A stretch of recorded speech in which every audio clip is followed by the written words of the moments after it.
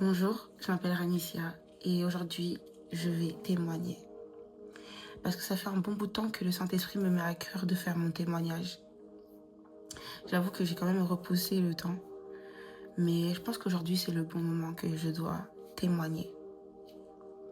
Il faut savoir que ça a été un long parcours pour que Christ m'amène sur son véritable chemin. Je suis passée de la religion mormone à la vérité en Jésus-Christ. Donc, il faut savoir que avant cela, la religion mormone était pour moi la vérité. En fait, pour moi, c'était la porte du salut. C'était véritablement la vérité que Christ avait véritablement révélé le prophète Joseph Smith et que nous, on marchait dans la vérité. La doctrine que je suivais, pour moi, c'était la vérité. En aucun cas, elle était fausse pour moi.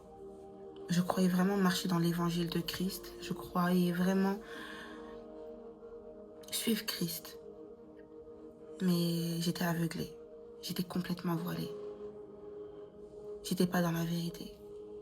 Et Christ est venu et m'a sorti de là, m'a retiré du mensonge et m'a affranchi par la connaissance et surtout par la vérité au travers de la connaissance.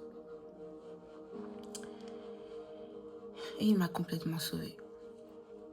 Donc pour moi, c'est vraiment important de témoigner que Christ sauve, Christ dirige véritablement dans le véritable chemin, même lorsqu'on croit vraiment marcher dans la vérité et qu'on croit que les fondements dans lesquels nous sommes sont de Christ ou sont de Dieu. Il faut savoir que moi, je suis née dans cette religion. Quand je dis née, c'est que mes parents y étaient bien avant ma naissance. Mon père a été converti et ma mère a suivi par le biais du mariage. Et chaque dimanche, on allait à l'église. Chaque dimanche, j'allais à l'église avec ma famille, avec mes sœurs, avec mes tantes. J'allais à l'église. J'allais à l'école du dimanche pour les enfants. Et c'était vraiment important dans ma famille d'aller à l'église. C'était très important. Et à l'âge de 8 ans, je me fais baptiser par immersion. Au nom du Père, du Fils et du Saint-Esprit. Immersion, c'est plonger dans l'eau tout entier, le corps tout entier. Pourquoi à 8 ans? Tout simplement parce que dans cette religion, c'est l'âge de la responsabilité. L'âge où on considère qu'un enfant de 8 ans, c'est faire la différence entre le bien et le mal et que il peut faire ses propres choix. Je ne dis pas que j'ai fait mon propre choix. Je dis plus que j'étais sous l'influence des parents et l'influence de l'Église parce qu'en réalité, c'est comme une norme implicite. On conseille véritablement que l'enfant doit se faire baptiser à 8 ans. Et c'est comme une norme où quand l'enfant n'est pas baptisé à 8 ans, on va quand même revenir. Est-ce que tu veux te faire baptiser? C'est pas un choix fait par lui-même. Où lui-même, l'enfant a eu la conviction dans son cœur qu'il devait donner sa vie à Christ complètement. Donc une fois que j'ai reçu le baptême par immersion, on doit partir à la salle de culte pour qu'on puisse m'imposer les mains, pour que je puisse recevoir le don du Saint-Esprit, les dons du Saint-Esprit, le Saint-Esprit et le baptême de feu. Et cela par imposition des mains, par ceux qui ont l'autorité de la prêtrise. Et ça, c'est juste après que j'ai reçu le baptême d'eau. Et ceux qui ont l'autorité de la prêtrise sont que les hommes dans cette religion, qui peuvent imposer les mains et permettre que tu puisses recevoir les dons du Saint-Esprit, le Saint-Esprit et le baptême de feu. Donc une fois que j'ai reçu tout cela, j'étais super contente parce que c'était un jour de fête. C'était véritablement un jour de fête. Les gens me félicitaient, ils étaient contents pour moi. J'étais proclamée enfant de Dieu. Donc vraiment, c'était bien. C'était bien. J'ai beaucoup aimé le jour de mon baptême. Et un mois ou un an après, j'ai plus la notion du temps, mais entre mes 8 ans et mes 9 ans, je suis partie de l'église. Enfin, ma famille est partie de l'église pour des raisons que je ne connais pas dans les profondeurs. Ce qui a fait que je ne suis plus retournée à l'église. J'ai laissé mes amis et pendant une très très longue période, je ne suis plus du tout revenue à l'église. On va dire jusqu'à mes 12 ans. Et pendant cette période-là, il faut savoir que moi j'étais une petite fille. J'aimais trop Christ. J'aimais trop Christ et c'était mon premier amour. J'étais une petite fille qui avait un amour si profond pour Christ, qui reconnaît vraiment Christ comme son exemple, Christ comme son modèle. Je voulais le ressembler. Je me rappelle que quand je venais le dimanche et en salle de culte, il y avait derrière la chaire une lumière. Une lumière. C'était la lumière, c'était la lampe. Mais moi, pour moi, je sais pas, c'était comme si c'était le moyen pour moi de me rapprocher de Christ, si je traversais cette lumière, j'allais à Christ en fait. Non mais dans mon imagination, dans mon monde des bisounours de petit enfant, j'avais un amour pour Christ tellement profond. Je voulais être comme lui. Donc malgré le fait que je suis pas partie pendant une longue période à l'église, cet amour-là était resté attaché dans mon cœur. Personne ne pouvait me détacher de cet amour. Personne ne pouvait me séparer de cet amour.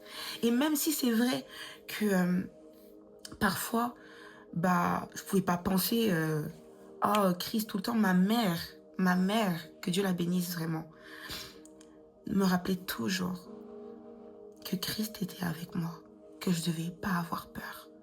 Elle nous faisait toujours faire la prière. Et Christ, c'était mon premier amour. Et du coup, pendant cette période, j'ai pas, ressenti un détachement, en tout cas sur l'amour que je portais sur Dieu. Mais c'est vrai que j'avais plus de fondement, il y avait plus de connaissances qui rentraient, on nous enseignait, j'avais plus les enseignements à l'école du dimanche. Et donc je continue ma petite vie de petite fille en fait. Et un jour, j'étais sortie à l'épicerie avec mes copines. Et une de mes copines propose, venez on prend un raisin et on court. Du coup, je prends le raisin et je cours. Mais je sais pas si c'est si c'est après que je sois rentrée chez moi ou quelques années après, je sais pas. Mais en mon cœur, en mon fort intérieur, il y a quelque chose qui m'a dit, si tu continues à marcher comme ça, si tu continues à rester avec des personnes qui vont pas t'amener dans le bon chemin, tu finiras mal. Il a suffi d'un raisin pour que dans ma conscience, une voix me parle. Mais j'ai compris bien plus tard que c'était l'Esprit de Dieu qui me parlait.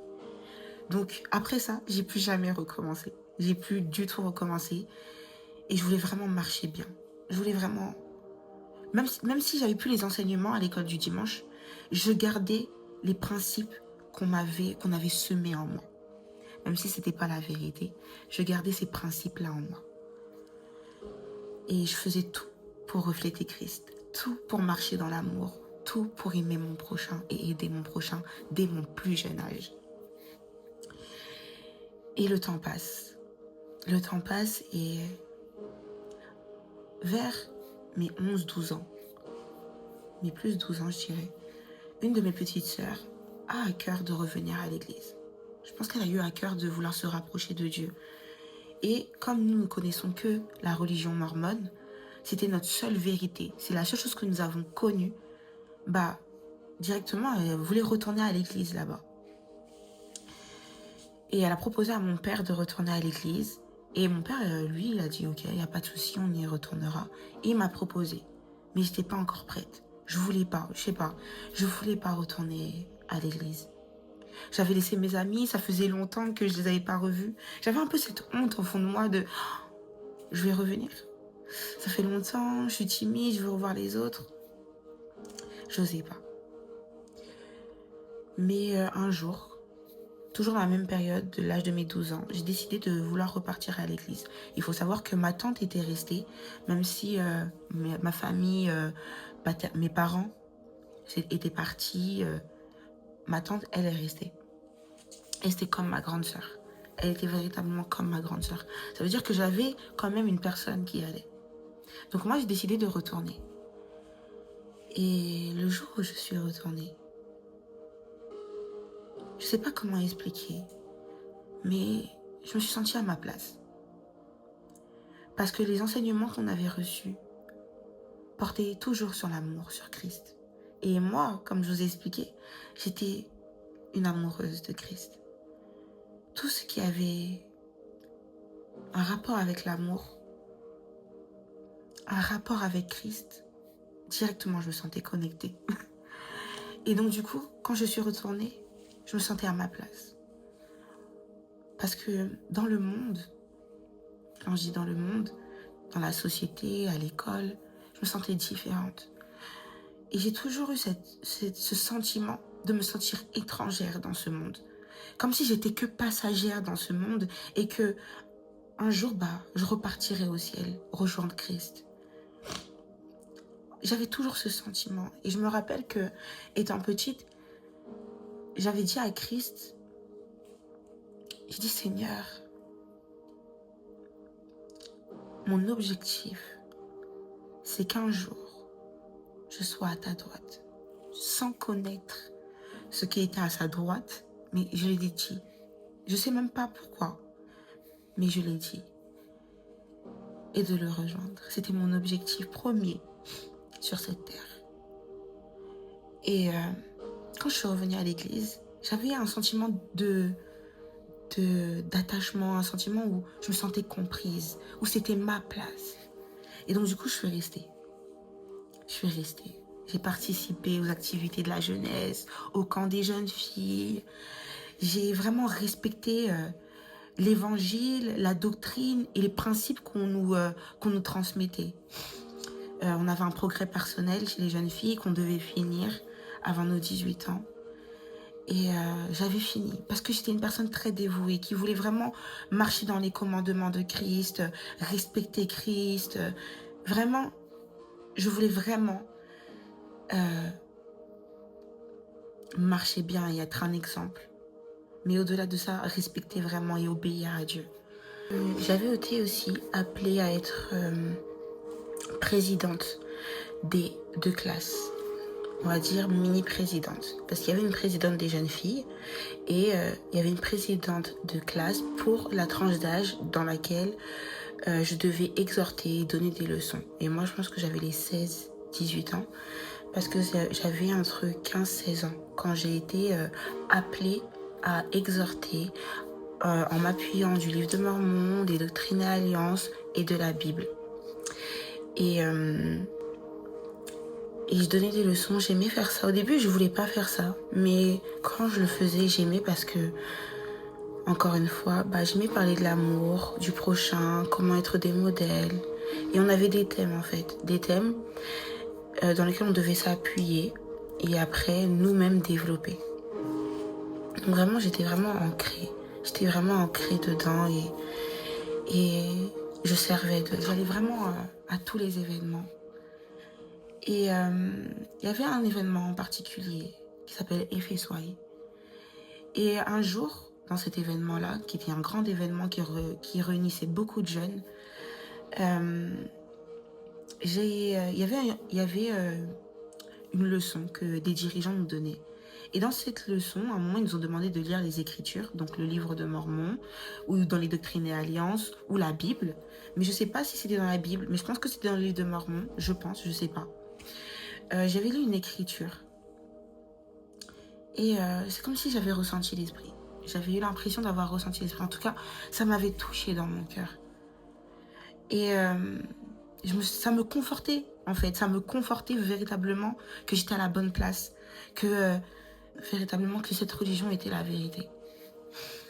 Et donc, du coup, j'étais encore plus accrochée à cette religion. Il faut savoir que au collège, j'ai été confrontée à des personnes qui me disaient que ma religion était une secte. Mais pour moi, ça me faisait trop mal au cœur qu'on dise ça. Parce qu'on m'avait déjà bridé avant. On m'avait déjà dit que en dehors, on dirait de nous qu'on est des sectes. Donc, ça me faisait mal au cœur qu'on pensait de ça, de ma religion. Je me dis, mais c'est pas possible. Moi, je sais que c'est la vérité. Comment eux, ils peuvent dire que c'est faux? Et j'avais une amie qui était dans la vérité, qui était un exemple pour moi. Elle était vraiment dans la vérité. Elle avait arrêté les musiques mondaines très jeune, je pense à l'âge de 14 ans, 12 ans, je sais plus. Et 15 ans, entre 14 et 15 ans. Et moi, je comprenais pas parce que moi, dans ma religion, on écoute la musique mondaine. C'est juste qu'on doit faire un tri, qu'on doit faire attention à ce que nous écoutons, qu'il ne doit pas avoir de gros mots, de choses vulgaires. Et elle, je l'ai vue et elle avait arrêté de la musique mondaine. Elle me disait que c'était pas bien, que elle se sentait proche de moi et assez en confiance pour me dire cela parce qu'elle savait que j'aimais beaucoup Christ et que je voulais vraiment refléter Christ. Mais sauf que il y avait quelque chose qui marchait pas. C'était le fait que elle était dans la vérité et moi j'étais dans le mensonge, mais en croyant qu'elle était dans la vérité. Donc quand elle me disait qu'elle écoutait plus de musique mondaine, je disais mais non, c'est pas possible. Alors qu'on peut écouter de la musique mondaine et tout ça. J'étais vraiment catégorique. Et donc du coup, malgré le fait que j'ai été confrontée à des personnes qui me disaient que mon église n'était pas dans la vérité, personne, mais j'ai dit bien personne, pouvait me persuader que c'était faux. Donc je continuais. J'ai commencé mon séminaire où on devait, pendant 4 années je pense, lire le livre de Mormon, la Bible, les doctrines et alliances, lire en entier. Et la Bible, donc l'Ancien Testament et le Nouveau Testament, pendant 4 ans. Et donc du coup, j'étais vraiment à fond. Alors qu'en 2018, je déménage du coup. Je déménage et je rentre au lycée. Et dans mon lycée, mes amis ne savent pas que je suis mormone. Personne ne sait. Mais en moi se reflète une discipline qui veut respecter Christ, qui fait attention à ce qu'elle dit, à ne pas blesser autrui, qui aime son prochain, qui fait tout pour essayer de servir. Parce que dans cette église, ce qu'on nous inculquait le plus, c'était le service, toujours aider son prochain. Donc pour moi, les amis avec qui que je côtoyais ne savaient pas que j'étais mormone, mais savaient que j'étais chrétienne. J'en avais pas honte, hein. Je pouvais en parler, mais je disais pas, je sais pas pourquoi. Et le temps passe, on arrive en 2019, et en 2019, donc je suis toujours en lycée, et là je suis en première, avec une de mes meilleures amies actuellement, qui est ma sœur actuellement. Elle était dans la vérité. Et un jour, on a une discussion, on parle de Dieu, comme à mon habitude, parce que toute ma vie, j'ai parlé de Dieu avec mes amis. Toute ma vie. C'était un sujet que j'aimais aborder. Et elle et moi, on a abordé ce sujet. Et un jour, à ce jour-là, elle me dit, tu sais que Jésus est Dieu? Et moi, je lui dis, non, Jésus n'est pas Dieu. Parce que moi, on m'a toujours inculqué que Jésus-Christ, le Saint-Esprit et Dieu le Père étaient 3 personnes distinctes, que ce n'étaient pas les mêmes. Juste une seule fois, lors d'un cours de séminaire, une dirigeante nous a dit une seule fois, et c'était la toute première fois de toute ma vie, et je sais même plus si c'était en 2019 ou en 2018, elle nous avait dit que Jésus était Dieu, mais qu'elle nous expliquerait ça un peu plus tard. Et j'étais choquée qu'elle dise ça, parce que j'avais jamais entendu ça. Du coup, moi, j'étais catégorique. Elle me dit que Jésus est Dieu, j'y crois pas. C'est pas possible. Jésus, c'est le Fils de Dieu. C'est pas Dieu. Comment tu peux dire que Jésus est Dieu? Et elle n'a pas parlé. Et elle n'a pas insisté. Mais elle avait semé en moi le doute. Il y avait quelque chose qui avait été semé. Il faut savoir que dans cette période-là, Christ commençait à vouloir me rediriger dans son chemin. Parce que là où j'étais pas du tout dans son chemin. Il faut savoir que dans cette période-là, c'était pour la toute première fois que j'allais au temple. Et le temple, c'est un lieu très sacré, très important pour nous les Mormons. Pourquoi? Parce que c'est là où on dit que on va se rapprocher davantage de Christ en faisant des ordonnances sacrées. On va se rapprocher davantage de l'Évangile pour permettre davantage que d'autres puissent accéder à la vérité et à l'Évangile au travers du livre de Mormon. Et quand on va faire ces ordonnances sacrées, c'est aussi pour se rapprocher de Dieu, pour apporter l'Évangile donc au travers de la mission. Donc dans les ordonnances sacrées, il y a quoi? Il y a la mission, donc apporter l'Évangile à travers le livre de Mormon, le mariage, qui est une ordonnance très sacrée dans la religion mormone, et le baptême pour les morts. Le baptême pour les morts qui est très important. Que signifie le baptême pour les morts? C'est le fait de, on va dire comme prêter son corps et se faire baptiser à la place d'une personne qui est morte afin que dans le monde spirituel, dans la salle d'attente, elle puisse recevoir Christ et accepter Christ si elle a le désir, si elle veut. Parce qu'il y a des missionnaires qui vont venir l'enseigner la parole. Et en fait, on est comme une porte qui lui permet d'accéder à l'évangile et d'être sauvée, même si elle est morte sur terre sans avoir accepté Christ. Donc c'est à ça que consiste le baptême pour les morts. Le but, c'est de sauver ceux qui sont morts avant d'accepter Christ. Et souvent, les Mormons ont un site qui s'appelle Family Church, dans lequel on va chercher les membres de nos familles qu'on pense être morts sans avoir accepté Christ. Et donc du coup, on va faire notre arbre généalogique dans le but de baptiser les membres de notre famille qui sont morts sans avoir accepté Christ. Et donc du coup, c'est ça le baptême pour les morts. Donc c'est des ordonnances très sacrées qui nous permettent de nous rapprocher de Christ, mais aussi d'aider le royaume des cieux. Et donc du coup, pour la toute première fois, j'étais partie au temple de Paris parce qu'il avait ouvert ses portes.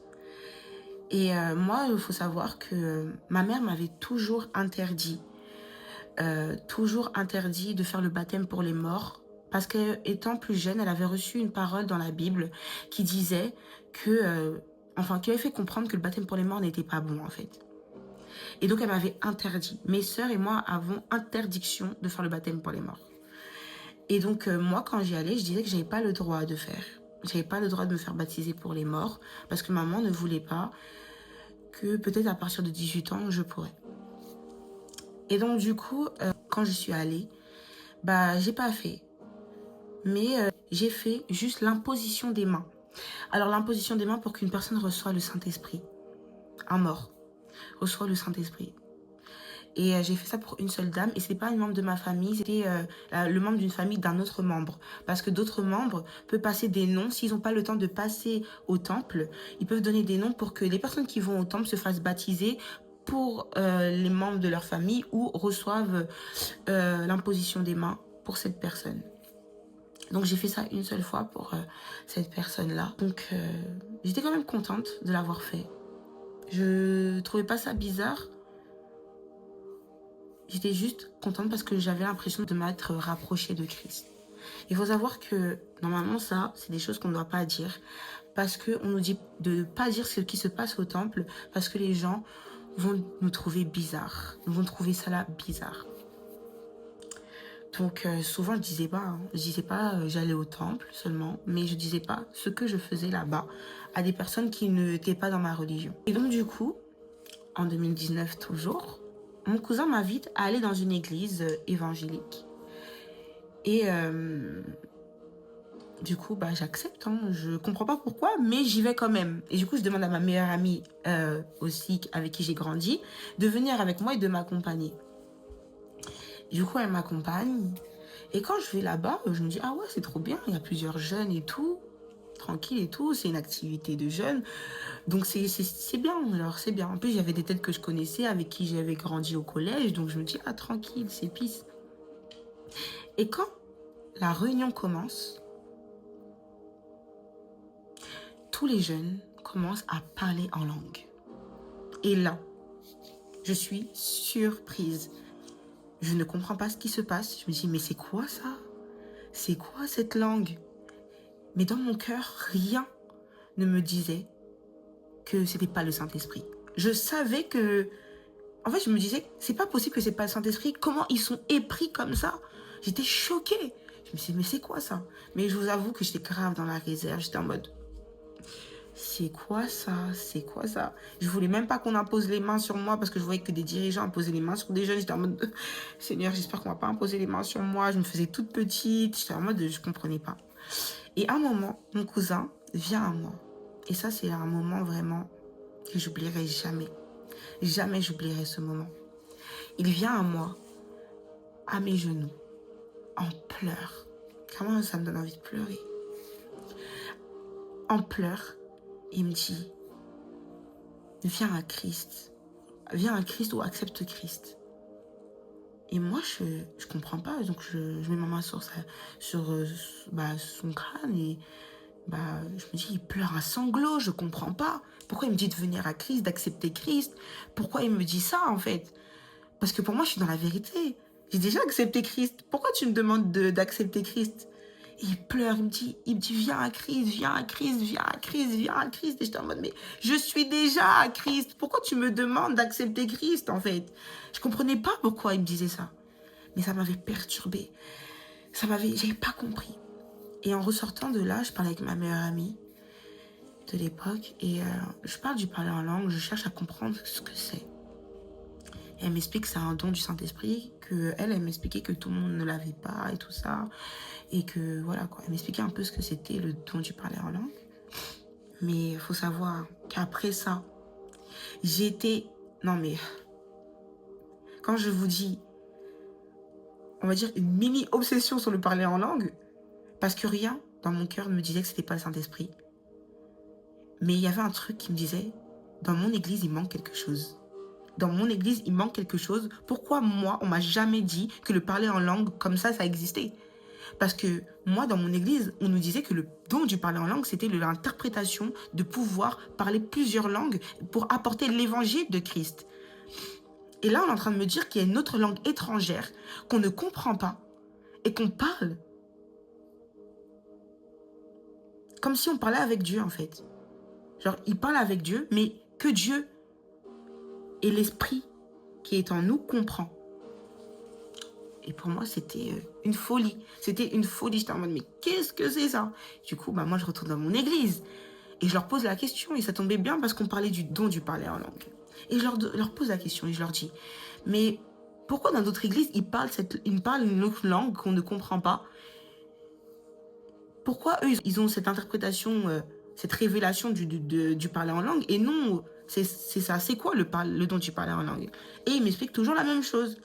Il m'explique le fait que le don du parler en langue, c'est le fait que on peut interpréter plusieurs langues afin d'apporter l'évangile. Donc on peut parler espagnol, on peut parler anglais. C'est cette facilité-là que le Saint-Esprit nous donne pour apporter l'évangile. Mais je me dis, ok, mais il manque quelque chose. Rien ne comblait mon cœur. Il y avait un vide en fait dans cette question. C'était en mode, il manque quelque chose. Vous n'avez pas toute la réponse. Parce que moi, je ne peux pas dire que eux, c'était faux. Je suis sûre qu'ils étaient vraiment animés de l'Esprit de Dieu. Et donc, du coup, ça commence à travailler en moi. Les doutes se semaient. Ma copine avait semé un doute en moi en me disant que Jésus-Christ était Dieu. Ma mère aussi avait semé des doutes en moi à chaque fois en me refusant de faire le baptême pour les morts parce qu'elle avait reçu dans la Bible que c'était pas quelque chose à faire. Et plus le don du parler en langue commençait en fait. Je comprenais pas. Il manquait quelque chose. Donc 2020 avance. J'ai fini mes 4 années de séminaire. J'étais trop contente. Mais le confinement tombe. Et tellement il y avait des choses qui avaient été semées en moi, qui commençaient à semer le doute en moi sur ma religion. Je me détachais petit à petit. Je m'éloignais petit à petit. Et tellement j'avais le doute en moi, j'ai voulu faire comme mon prophète, Joseph Smith, qui est le prophète des Mormons, qui a eu la révélation et qui a bâti cette église en 1830. comment il a eu cette révélation? Il a eu cette révélation parce qu'un jour, il était dans son environnement, dans son milieu aux États-Unis, entouré de plein d'églises autour de lui. Et chaque église avait une interprétation de la Bible différente. Et ça semait le doute en lui. Et donc, il s'est dit, je vais aller dans une forêt, me mettre à genoux et demander à Dieu quelle est la véritable église. Et donc, il s'est mis à genoux et Christ et le Père lui sont apparus, des fortes lumières lui sont apparues, des voix lui parlaient, donc la voix du Père et la voix du Fils, et qui lui ont dit que ce n'était pas la vérité, et qu'il y avait des écritures, des plaques d'or, dans lesquelles il y avait des écritures et des révélations de la vérité, qui étaient cachées quelque part, et qu'on allait du coup lui révéler, lui donner, afin donc du coup pour bâtir la religion mormone. Et donc l'ange Moroni est venu à lui et lui a amené et conduit vers le chemin où les plaques d'or se trouvaient. Et du coup, il a pu avoir les écrits de la révélation de l'évangile pour les Mormons. C'est comme ça que l'Église s'est bâtie sous cet évangile, sous ces révélations-là, selon lui. Et donc du coup, moi j'ai décidé de faire pareil, mais dans ma chambre, parce qu'il n'y avait pas de forêt. Et donc du coup, je demande à Dieu et je lui dis, Seigneur, est-ce que ma religion dans laquelle je suis est la bonne? J'ai fini ma prière, mais j'ai pas de réponse. J'ai pas de réponse, j'ai aucune réponse. Je continue ma vie, mais en moi, il y a quelque chose qui change. Je veux plus lire le livre de Mormon. Pourtant, j'avais fini mes 4 années de séminaire, mais je veux plus lire le livre de Mormon, je veux plus lire les doctrines et alliances, je veux que lire la Bible. Je veux que lire la Bible. Donc 2020, je commence à lire beaucoup la Bible. Et pendant que je lis la Bible, comme par hasard, je tombe que sur des choses dans lesquelles je me pose des questions. Je tombe sur une révélation de la Bible qui me dit qu'il n'y a pas d'autre livre à part l'Ancien et le Nouveau Testament. Oh! Donc les doctrines et alliances, le livre de Mormon, c'est faux? Du coup, je tombe sur un autre verset. Un autre verset et ça parle du baptême pour les morts. Et j'étais choquée. J'étais choquée parce que de une, je savais même pas que la parole de Dieu parlait aussi de ça. Et donc Dieu était pour moi, du coup, quand j'ai lu cette parole, pour moi, Dieu, il était au courant, en fait, il était au courant de tout. Et c'est là que j'ai compris que dans la Bible, il se trouvait de tout. Et je me suis dit, mais, en fait, pourquoi il y a besoin d'une continuité si dans la Bible, il y a tout, en fait? Et dans cette parole-là, c'était Paul qui parlait, l'apôtre Paul, et dans ce chapitre, il parlait de la résurrection et que il y aurait une vie après la mort pour ceux qui ont accepté Christ avant de mourir sur la terre. Et du coup, il prenait aussi pour exemple, pour illustrer ses propos, il disait, mais regardez ceux, et bien, il dit bien le terme eux, ceux qui font le baptême pour les morts, ils font cela parce qu'ils croient en une résurrection. Et il dit pas nous, hein. Parce qu'après, dans la suite de ce verset, en dessous, il dit nous. Il parle d'une autre chose et il dit nous. Donc, il dit regardez ceux. En fait, il illustrait ses propos pour dire que, regardez, d'autres personnes font des baptêmes pour les morts parce qu'ils croient en une résurrection. Il y a bien une résurrection qui va exister, mais pour ceux qui ont accepté Christ avant de mourir. Et j'ai eu cette révélation-là quand j'ai dû préparer mon témoignage et que l'Esprit de Dieu m'a conduit à aller relire ce passage. Parce que la première fois que j'ai lu ce verset, j'avais pas eu cette révélation. J'avais juste compris que c'était pas bon. Le Saint-Esprit m'avait conforté sur le fait que c'était pas bon. Et donc du coup, comme je vous ai dit, je comprends que dans la Bible, il se trouve tout. Et que c'est pas la bonne religion. Que je dois m'en éloigner. Et il y avait tout qui faisait que ça servait à rien de continuer.